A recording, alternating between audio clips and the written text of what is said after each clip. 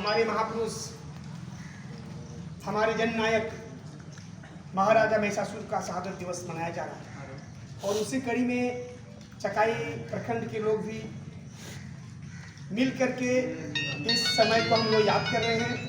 और इसके लिए हम लोग करीबन सर लोग भी याद कर रहे होंगे, मनोज सर जी हैं, नारायण जी हैं, रोशन जी हैं, और लोगों को भी याद होगा कि हम लोग ने 4-5 साल पहले इसकी शुरुआत की थी और ये आज लगातार ये करीबन 6-7 साल हो चुकी है।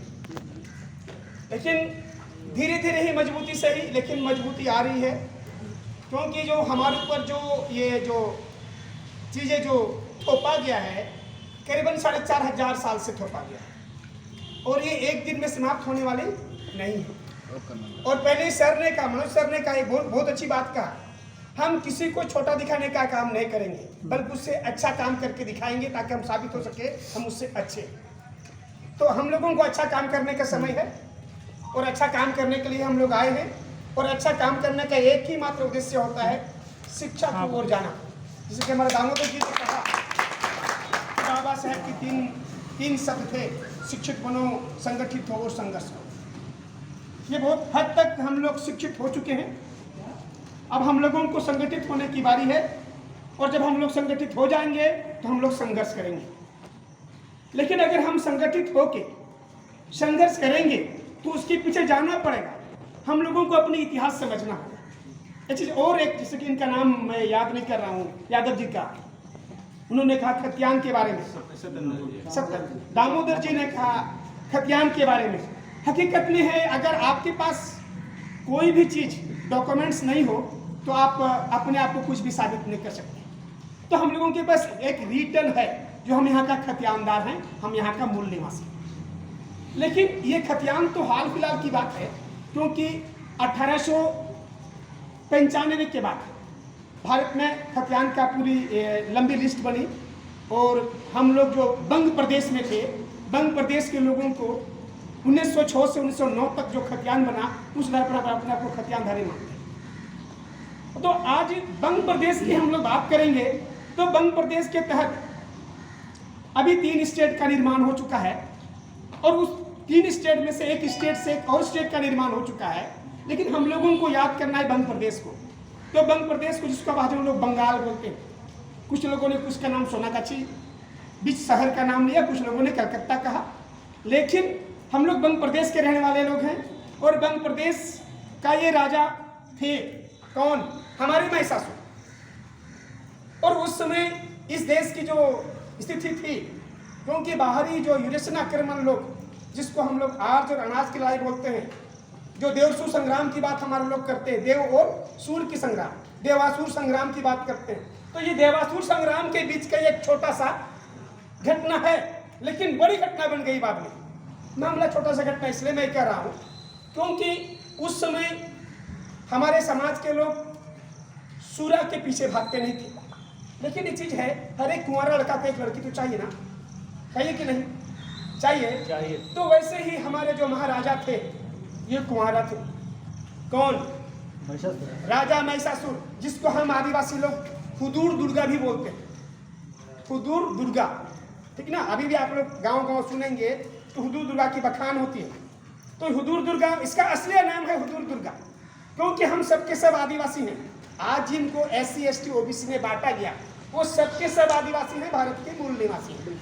और भारत के मूल निवासी को आज मनुवादी लोगों ने हमको काम के आधार पर बांटा और उसी में से SC ST OBC बना दिया। लेकिन अगर हम दौर पे जाए तो उतना लंबा कहने की बात आज नहीं है, क्योंकि उतना दूर तक अगर हम लोग जाएंगे तो हमारा बहुत सारा समय लेगा, क्योंकि हम लोग ने आज इस जो मनुवादी व्यवस्था के तहत हमारा पूरा परिवार बंधा हुआ था, लेकिन इतना खुल करके फिर भी करीबन 50, 60, 100 लोग आए। ये सबसे बड़ी जीत हम लोगों की, सबसे बड़ी जीत है।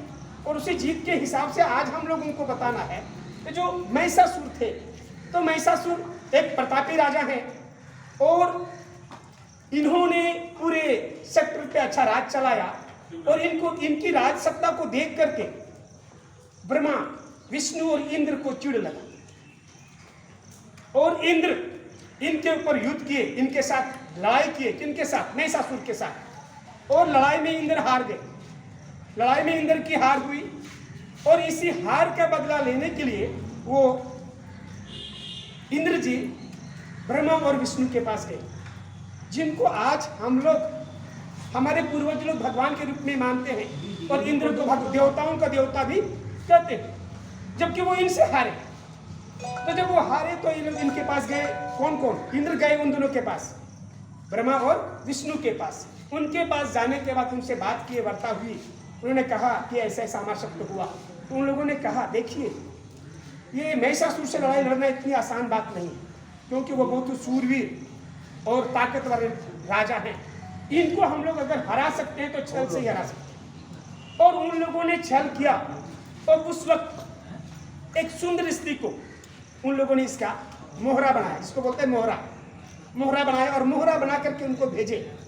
और भेजने के बाद वो अपनी दुखड़ा रोई कि मैंने आपका गुणगान किया अपने बाप दादाओं के पास, तो हमारे बाप दादाओं ने हमारे घर से हमको निकाल करके हटा दिया और अब मैं कहाँ रहूँ, मेरे पास रहने की कोई जगह नहीं है, इसीलिए मैं आपके साथ रहना चाहता हूँ। तो एक दिन रहा।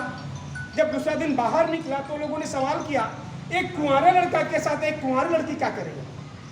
तो सवाल आता है। तो महिषासुर ने उनको कहा कि अगर ऐसी बात है तो मैं आपको आज से अपनी पत्नी का दर्जा दूंगा। तो उसने पत्नी का दर्जा दिया, इनको देवी का रूप धारण दे दिया, क्योंकि पत्नी को लोग देवी ही मानते हैं, देवता के रूप। क्योंकि ये जो ब्राह्मण व्यवस्था में को ही हम लोग आज तक फॉलो करते आए हैं, तो इन्होंने इन लोगों को इनको देवी का दर्जा दे दिया। तब जब इनको लगा कि अब इनके हमारे पति हैं, हम इनकी हत्या नहीं कर सकते हैं, क्योंकि इनको तो हत्या करने के लिए भेजा गया था।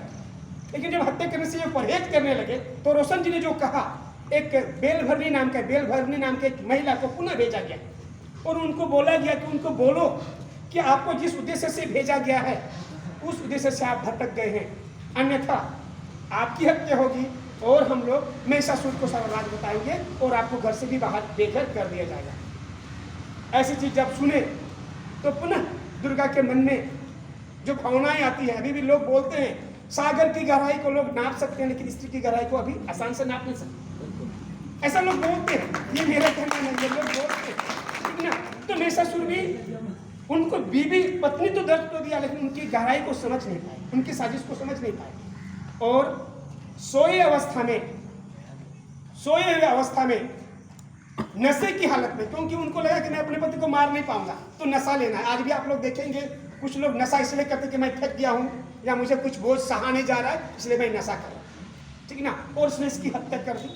और जब उनकी हत्या किए और हत्या करके दोनों भाग गए, वहां से निकले, तो उसी समय इनकी एक बहन थी, इसका नाम था महसी।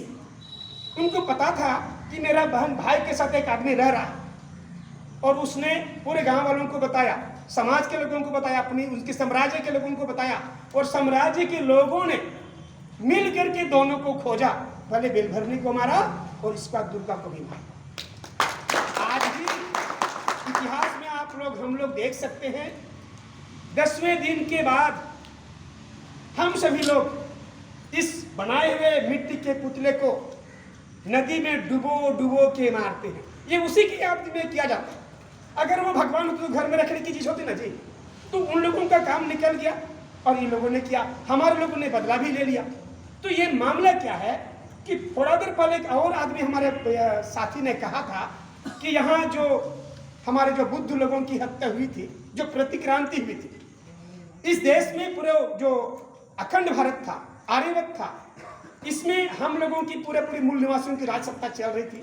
और इस राजसत्ता को कन्वर्ट करने के लिए कुछ यूरेशियन लोगों ने अपने जाल चलाया और हमारे लोगों को बल से नहीं, छल से हराने का काम किया। और जब हराया तो हमारे को उसने थोपने का काम किया। क्या? किस रूप में? व्यवहार के रूप में। मैं आप सभी से और सभी लोगों को समझना चाहिए, क्या आपके घर में कोई मरता है तो आप खुश होते हैं? नहीं। तो भाई किसी की हत्या में कोई खुश होता है? लेकिन ये जो लोग हैं जिनको हम आर्यन करते हैं, आर्य करते हैं, जो बाहर से आए हुए लोग हैं, द्रविड़ लोगों की हत्या में खुश होते हैं। और धीरे धीरे हम पे थोपा गया जो त्यौहार था वो एक रूप धारण कर लिया और हम लोगों की संस्कृति को 4000 साल तक बनाए के रखा गया, मिटाया गया और हम अपने इतिहास को भूल गए। तो हम भी इनको त्यौहार के रूप में और इनको राक्षस के रूप में साबित करना शुरू कर। लेकिन खुशी की बात है, इस देश में ऐसे वक्त पे अंतिम समय में अंग्रेज लोग आए और अंग्रेज लोगों ने हमारे लिए अवेयरनेस का काम किया, सामाजिक उन्नति का काम किया, हमें शिक्षित करने का काम किया। और उसी कड़ी में बाबा साहब के गुरु ज्योतिबा फुले जो शिक्षित हुए और अपनी पत्नी को भी शिक्षित किया, यानी कि दोनों चक्का को शिक्षित किया और आगे बढ़ा और स्कूल चलाए। उसी कड़ी में बाबा साहब को भी स्कूल में आने का मौका मिला। और जब बाबा साहब स्कूल आए तो बाबा साहब के साथ जो दोयम दर्जे की बिहेव की गई, जो हमारे साथ हाल फिलहाल में राजस्थान में हुई जलोर की घटना घटी, वैसे उनके साथ भी घटना घटी थी। वो घटना के बाद उसने अपने मन में ठान लिया कि मैं इस समाज के लोगों को न्याय दिला के रखूं और न्याय दिला के रहूंगा। और उसने न्याय दिलाने के लिए और उसने खोजा कि समाज को अगर न्याय दिलाना है तो हमें क्या करना होगा। तो उसने एक दवाई निकाला, क्या? एजुकेशन, शिक्षा। क्योंकि बिना शिक्षा का हम कुछ भी नहीं कर सकते। थोड़ा देर पहले हमारे जो संचालन कर रहे हैं धर्मेंद्र जी ने कहा कि शिक्षा का दो रूप होता है, एक शिक्षित लोग होते हैं और एक लोगों को अपने लिखा पढ़ा और पढ़ा लिखा। हम लोग आज तक लिखा पढ़ा थे, पढ़े लिखे थे, लिखे पढ़े नहीं थे। लेकिन हम लोग देख रहे हैं कुछ सालों से हम लोग लिखे पढ़े होने लगे हैं और अपने इतिहासों को। तो आज चकाई के लोग भी ये इतिहास लिख रहे हैं, जैसे कि हम लोगों ने 2-3 साल पहले चकाई में एक और इतिहास लिखा, हमारे बाबा साहब की आदमकद प्रतिमा का अनावरण करके, स्थापित करके चकाई के लोगों के लिए एक इतिहास बनाने का काम किया। वैसे ही ये एक ऐतिहासिक पल है। तो आज इस ऐतिहासिक पल को मिटाने के लिए भी आरएसएस जैसे लोग आज इतना बड़ा त्योहार होने के बाद भी नागपुर में अपना रिसर्च चला रहे हैं। 4 दिन से उनकी ट्रेनिंग चल रही है, लेकिन हम अपने हार की खुशी में अपने अपने घर में बलि देकर के खुश हो। शायद आप लोगों को मालूम होगा ये नागपुर में चल रहा है, लेकिन हाँ, खुशी की बात है कि आज हमारे वामसप जैसा संगठन के लोग उस ये जो असामाजिक आंदोलन है उसको सामाजिक आंदोलन में बदलने के लिए विचारिक क्रांति कर रहे हैं, जिसको हम आज उसको प्रतिक्रांति ही कहेंगे। बिल्कुल, उसको प्रतिक्रांति ही कहेंगे, विचारिक प्रतिक्रांति। और उस विचारिक प्रतिक्रांति के लिए हमारे पूरे राष्ट्र के लोगों ने 6 अक्टूबर 2-3 दिन के बाद उसके लिए प्रोग्राम रखा है। हम लोग नहीं जा पाएंगे, लेकिन उसको हम लोग देख सकते हैं। वहां से जो पत्रिका निकलेगी उसको हम पढ़ सकते हैं और पढ़ करके अपने इतिहास को हम बदल सकते हैं, क्योंकि हम लोग उस गुलामी से मुक्ति होना चाहते हैं जिस गुलामी के चलते आज हम लोग बंधे हैं। तो आज ये इन सारी चीज़ों को देख करके हम लोग देख रहे हैं। हमारे एक साथी कारमेल जी ने कहा कि आदिवासी लोगों में से संताल लोग अवेयरनेस की ओर नहीं बढ़े। इसलिए भी मैं एक चीज़ कहना चाहूँगा, संताल लोग आज जो गांव-गांव घूम करके दसाई नाच कर रहे हैं, उसके पीछे बहुत बड़ा रीजन है। अगर आप लोगों के पास 10 मिनट समय है तो मैं बता दूं थोड़ा सा कहानी के थ्रू। मामला क्या था, जब इस देश में हमारे लोगों की राज सत्ता थी, तो जो लोग इस देश में आए थे वो लोग अपने साथ बीवियों को लेके नहीं आए थे, ठीक ना? और वो लोग बीवी को लेके नहीं आए थे, इसीलिए उसने करीबन मई-जून के महीना में हमारी 2 बहन को, देवी और दुर्गा को लेकर के भागा था। इसका नाम देवी और दुर्गा था। उन दोनों को लेके भागे थे और हमारे लोग उनकी खोज में उनके पीछे भागे। लेकिन उतना ही समय में जून का महीना और जुलाई का महीना अच्छे बारिश का मौसम होता है और नदी में बड़े नदियों में बाढ़ सी आ गई, तो हमारे लोगों ने उसका खोजना बंद कर दिया। उस खोज को बंद करने के बाद जब संताल में हम लोग दाए पानी का जो बुढ़ापन आता है, जो एक फूल होता है ना सर, काश का फूल होता है, जो आने के बाद एक एहसास होता है कि आप पानी बुढ़ाने लगा है, तो हमारे लोग पुनः उनको खोजने के लिए गांव घूमते हैं। और वो लोग क्या करते हैं, बड़ा सा चढ़ी लेके चलते हैं, एक वो डुगडुगी लेके चलते हैं और 2-3 गो उसको बोलते हैं कांसा का बर्तन, जो जिसको आप लोग कांसा कोरताल हम लोग बोलते हैं, उसको लेके चलते हैं। और साथ में मोर का पंख। उस मोर का पंख को अगर आप लोग जाएंगे किसी बुजुर्ग से पूछेंगे तो उसमें तीर और धनुष बंधा हुआ रहता है, ठीक ना? और एक टहनी का एक डंडा होता है, उसमें झुमका बांधा हुआ रहता है। और लोग दरवाजे में जाकर के गाना गाते हैं और गाना के सारा वो लोग ऊपर अंदर झांकने का काम करते हैं, कहीं इस घर में तो मेरी बहन नहीं है, और ऐसे करके वो लोग गांव घूमे और अपनी बहन की खोज की। ये मैं नहीं कहूँ, ये बहुत पहले से लिखा गया है। 1860 में किताब लिखी गई थी, उसी किताब से मैंने समझा, ठीक ना। तो ऐसी चीजें हैं जो हमारे इतिहास को हमारे पास से छिपाया गया है। तो आज हम लोग इस महिषासुर शहादत दिवस के मौके पर उपस्थित हुए हैं, ये बहुत बड़ी बात है, बहुत बड़ी बात है। ये क्रांति, ये जो होगा, जो हमारे जो अनैतिक, जो उसको बोलते क्या बोलेंगे, हमारे साथ जो गुलामी का जो ठप्पा बांधा गया था, उस गुलामी को खोलने का एक बहुत बड़ा रास्ता है। आज हम लोग अनेकों प्रकार की किताबों को भी पढ़ते हैं, अनेकों प्रकार की चीजों को जानते हैं, लेकिन उन चीजों को जानने के बाद भी हमें जो कुछ भी मिलता है तो हमारे गुलामी का ही इतिहास मिलता है।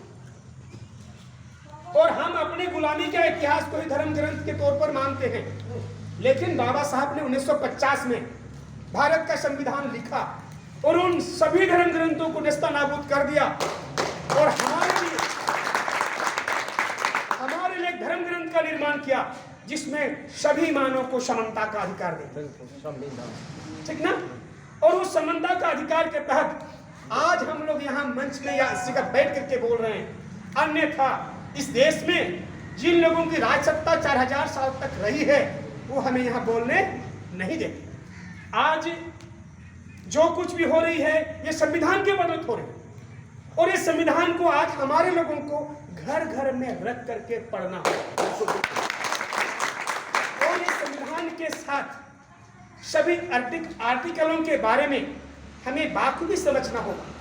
अगर आपको समझ में नहीं आए तो 4-5 लोग मिल बैठ करके उसके बारे में हम लोग खंडन करेंगे, बातचीत करेंगे इसमें क्या किस गौण है। क्योंकि आर्टिकल बहुत लंबी लाइनों में नहीं लिखी गई है, शॉर्ट लाइनों में लिखी गई, उसके पीछे बहुत बड़ा रहस्य है, शाब्दिक अर्थ है।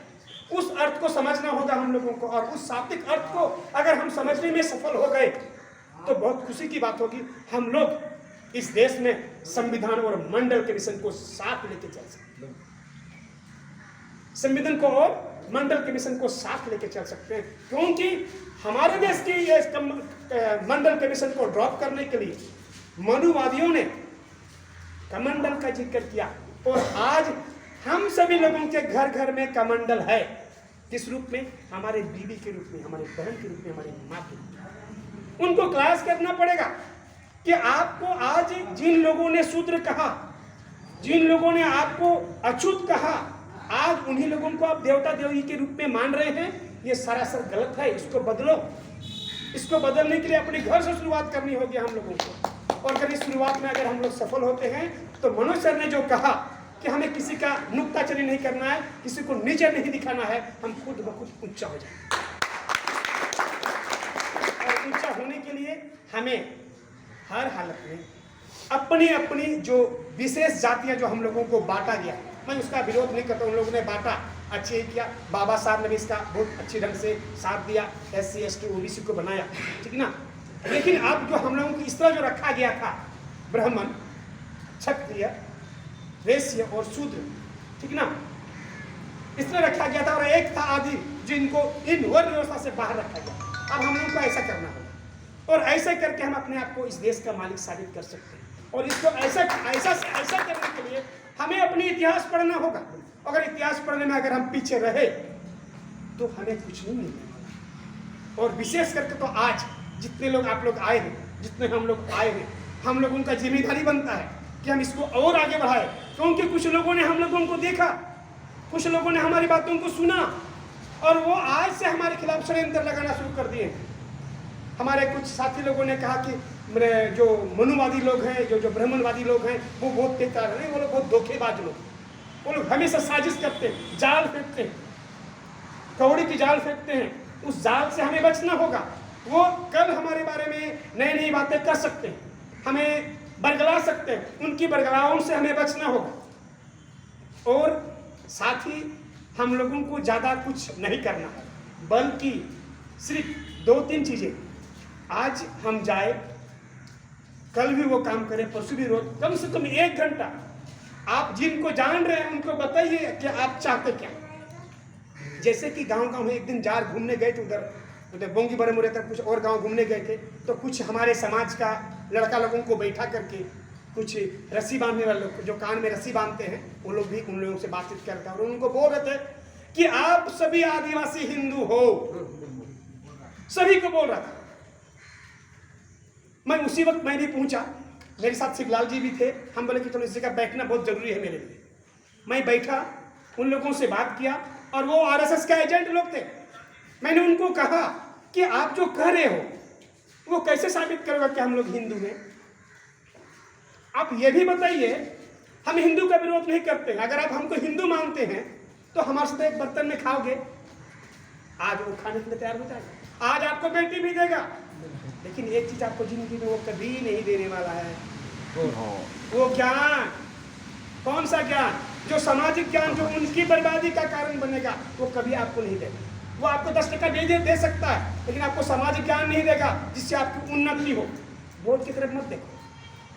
जब सब लोग ऊंचे हो जाएंगे तो हम लोग खुद मालिक हैं, वो बहुत बड़ी चीज नहीं है। क्योंकि कांसीराम साहब ने भी कहा है कि इस देश में भले कुछ हो या ना हो, आपकी सत्ता आए ना आए, आपकी पार्टी जिंदा रहे ना रहे, लेकिन आपकी सामाजिक क्रांति हमेशा बरकरार रहनी चाहिए। और जिसको बरकरार रखोगे तो आपकी राज सत्ता निश्चित रूप से कायम होगी, आएगी।